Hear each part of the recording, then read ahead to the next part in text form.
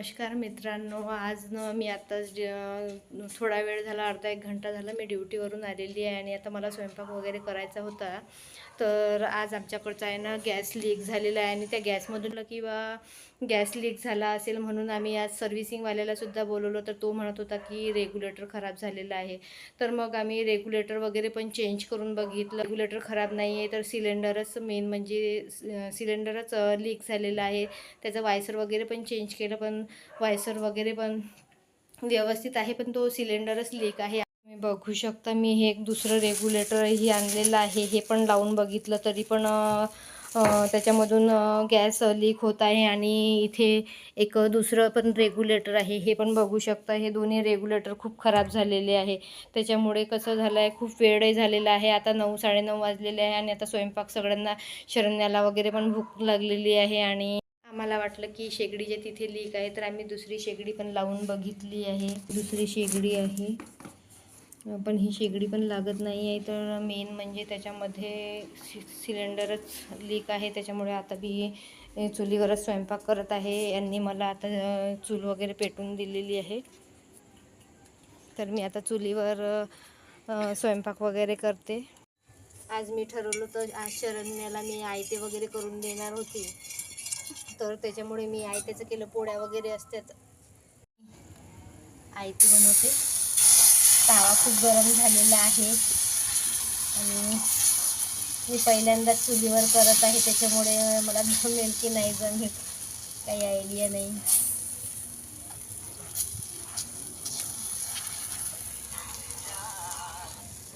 पहिल्यांदाच करत आहे चुलीवर, पण मला खूप मजा वाटत आहे चुलीवर करायची. तर मी आता छान तसं त्याला घावण पण म्हणतात आणि आम्ही तसे पराठे वगैरे किंवा आयते वगैरे पण त्याला आयते पण म्हणतात. तर छान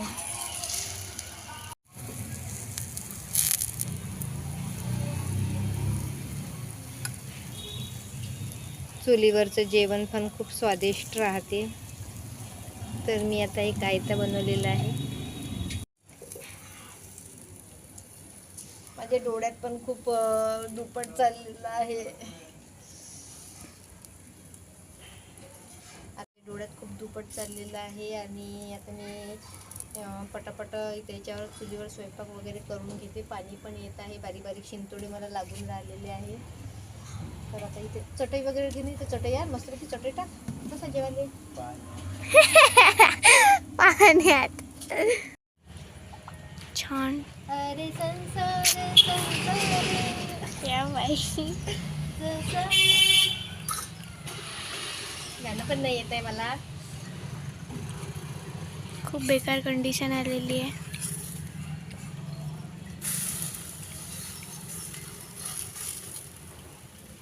वेळ झाला आहे आणि आता थोडंसं माझं जीवावर पण येत आहे, पण तरी पण कसं आता सगळ्यांना तर उपाशी राहू शकत नाही, त्याच्यामुळे चुलीवर करत आहे मी. डोळ्यात खूप धूर चाललेली.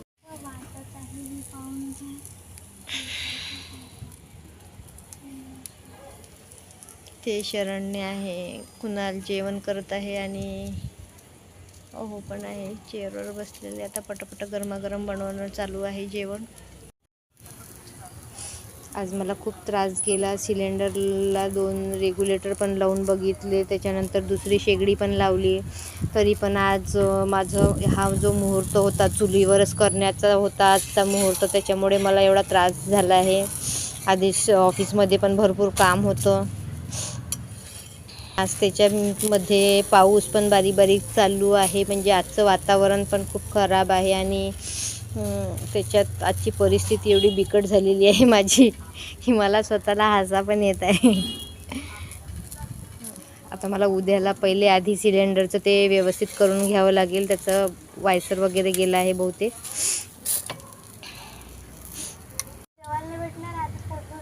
उद्या सकाळी स्वयंपाक वगैरे काही होणार नाही आहे, कारण सकाळी 9 वाजेपर्यंत सगळं झालं पाहिजे. तर उद्या सगळ्यांनी उपवास पकडायचा आहे. हे घे पराठा घे. निघत आहे बघा, छान आयता टाकलेला आहे मी याच्यावर. ते वातावरण पण खूप थंड थंड आहे. इकडे कुणाला जेवण करत आहे. छान हवा वगैरे सुटलेली आहे.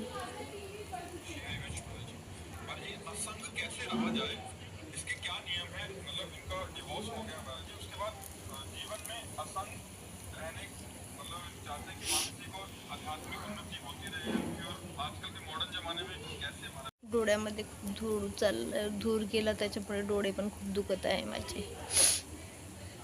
आणि त्याच्यात माझी तब्येत पण आधीच बरोबर नाही आहे, सर्दी वगैरे पण झालेली आहे आणि काल ताप पण होता मला खूप.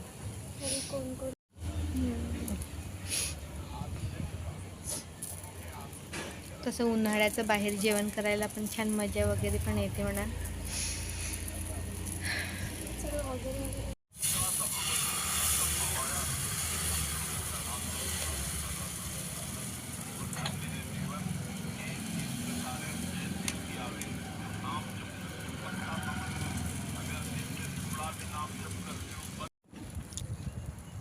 गरमागरम पराठे बनवले, सगळ्यांचे जेवण वगैरे झाले आहे. आता मीच एकटी राहिलेली आहे, तर मी पण आता जेवण करत आहे.